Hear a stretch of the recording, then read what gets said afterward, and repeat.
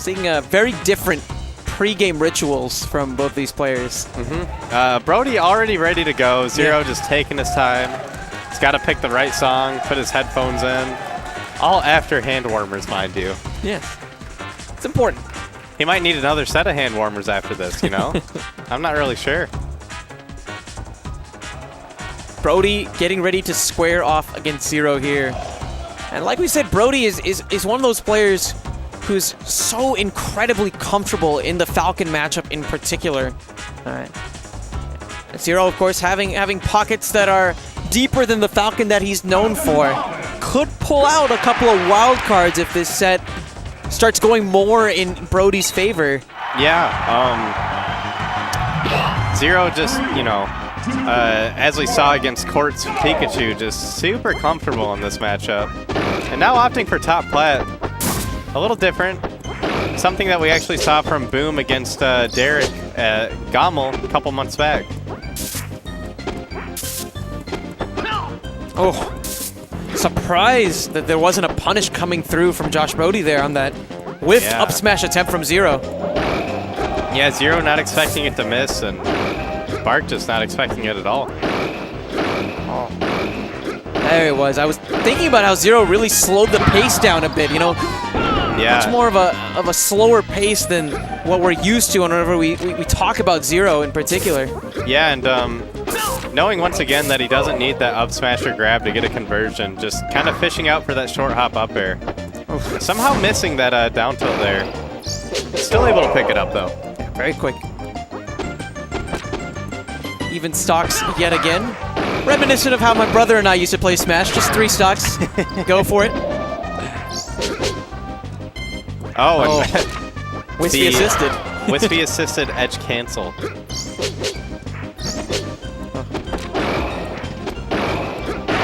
And just so quick with being all over Brody. Knowing he only needs a couple hits to get the KO there. Plat drop, yep. Very clean. Oh, just as I was saying, very clean. The wrong hit, but doesn't really matter. Zero's still able to confirm without a scratch on him there. And Josh Brody, yeah, 1 stock already. Now keep in mind that Pikachu does have some very, very nice edge guarding tools, and that's really useful against a character whose offstage capabilities are rather lackluster. Yeah, I think this is definitely one of your matches where you can see that reverse 4 stock. Absolutely, but I don't think we're going to see it in this game. Zero with blistering pace. Seems like Zero is eager to meet Kiro, if anything. Yeah, even if the pace continues, he'll still have Revan to go through, but he's done pretty well against him the past couple times they've met. And they're getting right back into it. This is it. Zero once again opting for top plat to start. It feels like chess combined with random frag grenades is the way that I describe it, right? Because it's these slow, small, deliberate movements that we're seeing, followed by a series of explosive action from both of these players. Yeah, instead of taking a pawn, it's possibly the whole line of, you know, pieces. Oh, great fall off there with the Nair. Josh Brody off to a early lead here with Zero. And just very comfortable near the ledge. Man, yeah, I have to really applaud Josh for his mental fortitude here more than anything else. Zero, especially after that game, thinking that he has free reign over Josh Brody, and Brody's not having any of it at this point, just keeping such a calm, level head of composure. Yeah, and Zero having been caught by, you know, that ledge play, just opting to go to center stage instead, and Brody's still making it work, though. This is an exceptional turnaround that we're seeing from Josh Brody. Yeah, we might have a 4 stock on our hands. Absolutely. Zero, known for giving out more 4 stocks than he is, having carried out reverse 4 stocks himself, and this very well could be it right here. Nair. And gets the ledge! What an option. What an option. Not one you see too often, but a lot of Falcons are just very familiar with where Pikachu wants to move. could be enough to really capsize the momentum that Josh had been building up. Yeah, and we see Zero just comfortably moving now. He's really upped the pace with how he's moving around, but still gets caught by Brody. Yeah, I think that this is going to be it right here. Up there. That's game. So tied up 1-1 apiece. Yeah, and despite that early start from Josh, we still saw a lot of life at the end from Zero. So he might have been onto something for what he might carry into Game 3. Zero here contemplative. Yeah, I don't see Zero like this too often. In his mind, he's thinking, do I stick it out? Do I maybe pull out some of the other characters? We do see a color change, though. The breast cancer research Falcon. I'm glad that that's taking on. Fab Falcon is nice too. Yeah. But you know, Charity Falcon, I'm about it. It's game number 3 between Josh and Zero. As Josh, despite the commanding performance that we saw from Zero in game number 1. I don't know how he grabbed him there, but you know, pretty quick conversion. Somehow missing that up B and gonna get punished for it. You know, it's just small interactions like that that it just turns the stock to either way depending on if it hits or not. Oh, good approach coming through from Brady. Just snaking in and really stealing. Yeah, it looks like Brody's, he loves just taking that ledge whenever Falcons are covering, just to force another option, trying to force him to go above, which Pikachu is oftentimes more than ready for with that up air to cover. The wall of back airs finally connecting as Brody loses his first stock of this game. Oh, and the slow fall dare, connecting but not getting much out of it. That should do it. Quick. And that, I think, that interaction right there really touches on, I think, the volatility in this matchup in particular. At any given moment, with one single mistake, stocks can be shed. Yeah, and Zero just trying to waste out that Angel invincibility, but doing it without a jump, without a second jump.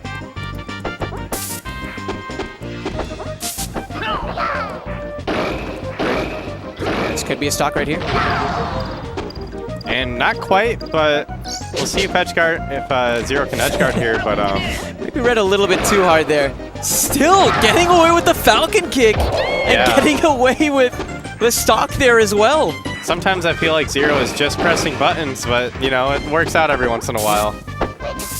Ooh. Oof, not bad time though. Josh, great spot. That's gonna be stuck. That's gonna be game. And a small pop off from Josh Brody. Really feeling himself this set.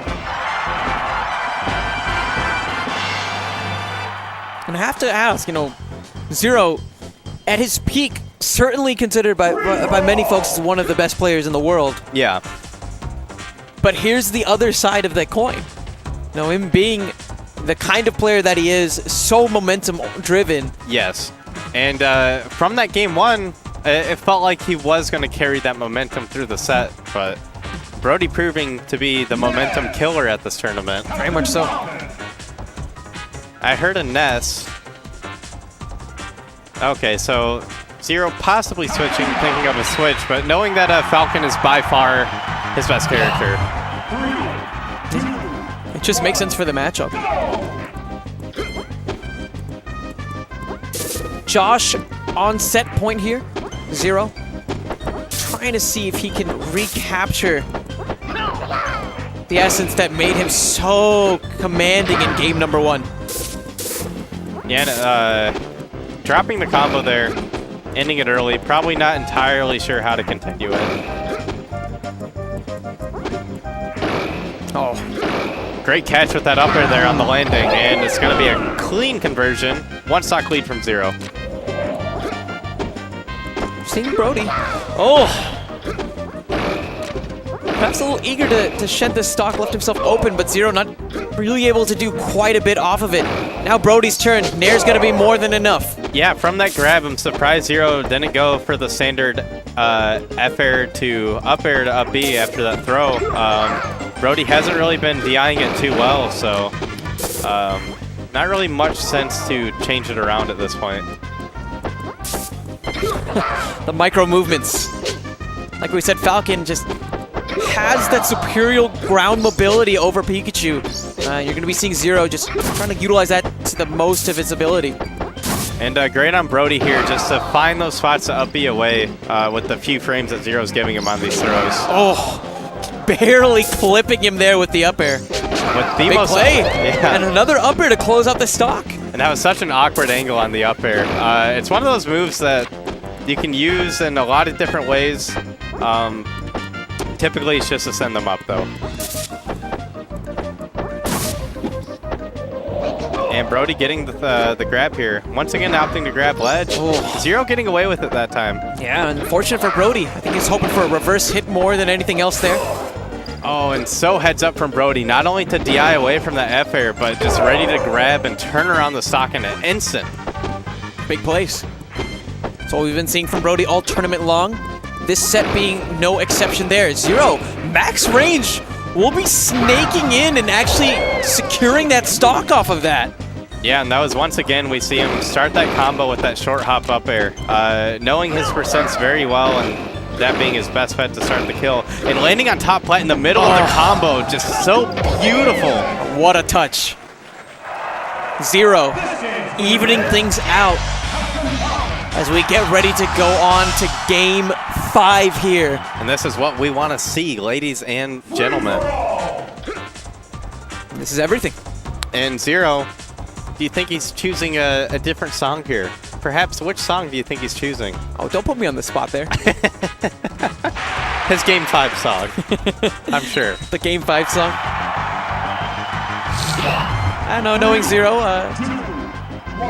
wouldn't surprise me if he's in a bad and bougie kind of mood. Game number 5 between Josh and Zero. Oh, and so smart from Zero. Knowing that Josh is going to get the first hit, but just sliding off and getting that nair into a clean conversion. Yeah, losing the battle, winning the war. Yeah. Oh, Josh! Ooh. Lingering hitbox on that F smash. And I was on Zero's camp. I thought for sure that was going to end before he could get in there. As a Falcon that's played this matchup many, many times, I feel like the number of frames that F smash lasts. It lasts just long enough to hit you every time. It's just long enough. If you look at the data, it just says just long enough. Yep.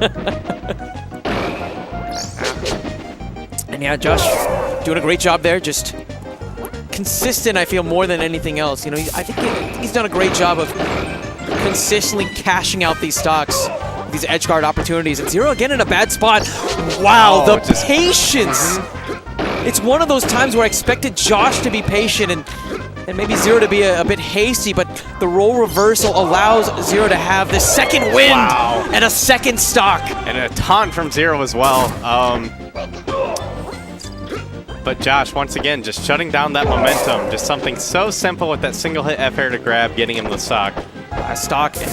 And even being in this position is so scary. You know that Josh, with one back throw, can turn the tables from a neutral state advantage to a disadvantage. And there's that up smash. He hasn't really used it much all set, let alone had contact with it, but it's going to put him into an edge guard scenario here against Brody. Had the right idea with the down tilt, just a little mistimed. Oh, Falcon kick coming through. Anything for the Game 5 win. And notice that Zero's been very reserved with his back air so far. Perhaps coaxing Brody in for an approach option, the trade working in Zero's favor. And now this is it, Game 5, last stock all around. Oh, wow. And Wispy just giving him the assist here. So what we saw there was, It's a tense moment. Zero, quick to react with the grab. Oh, Ew. that'll be enough! Zero! Reaching into the pockets and stealing that game away from Josh What Brody. A game.